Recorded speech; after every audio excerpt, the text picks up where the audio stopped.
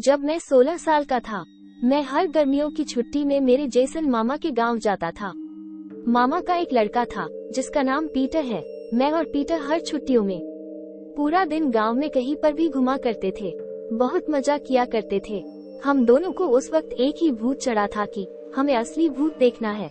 एक दिन मैं और पीटर शाम को चौराहे पर खेल रहे थे और बगल में ही गांव के कुछ बड़े बुजुर्ग लोग बातें कर रहे थे। वो कह रहे थे कि गांव के बाहर समुद्र तट के पास जो घर है वो भूतहा है। वहाँ पर दिन दहाड़े भी लोगों को भूत प्रेतों के अनुभव हुए हैं, क्योंकि उस घर में 8 साल पहले हमारे गांव में नए आए हुए भूतपूर्व सैनिक शालीन हवालदार ने अपने बेटे और पत्नी समेत खुदकुशी करी थी। काफी पूछताछ के बाद पुलिस ने हमें कारण बताया कि शालीन किसी बड़े कर्जे में डूबा हुआ था। उसकी मौत के बाद से उसका घर खुला का खुला ही पड़ा है। शालीन की आत्महत्या के बाद उसके रिश्तेदार तक उस घर पर हक नहीं जमा पाए। उसके रिश्तेदारों कहते हैं उन्होंने वो घर 5 बार किराए पर चाहा था, पर दोनों किराएदार ये बोलकर भाग गए कि उस घर में उन्हें एक आदमी, औरत और लड़के की प्रेतात्मा रहने नहीं दे रही है। वो 3 आत्माएं न उन्हें खाने देती थी, न उन्हें ठीक से सोने देती थी। आखिरी वाला किराएदार 2 दिन में ही भाग गया था।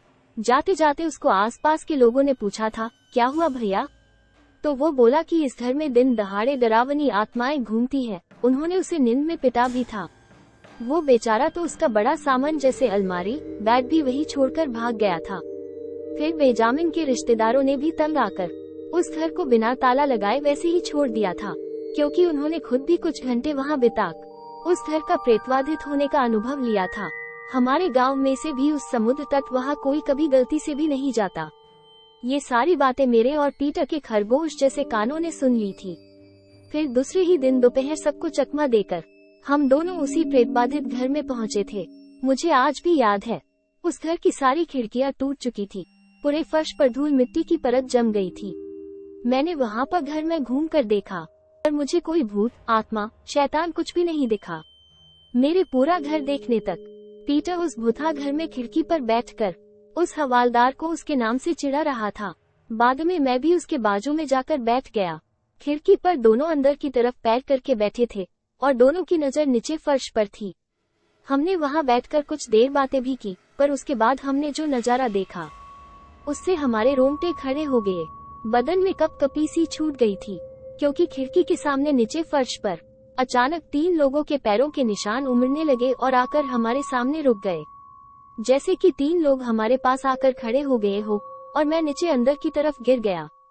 मैं उस वक्त इतना ज्यादा घबरा गया था कि अपने पैरों पर ठीक से खड़ा भी नहीं हो पा रहा था। मैं पूरे शरीर की ताकत समेट के गिरते पड़ते दरवाजे से बाहर निकला और पीटर तो इतना डरा हुआ था कि खिड़की से नीचे गिर गया। उसके बाद वो कभी नहीं दिखाई दिया। ये थी वो कहानी जो अदृश्य शक्ति पर आधारित थी। कृपया लाइक करें और सब्सक्राइब करें।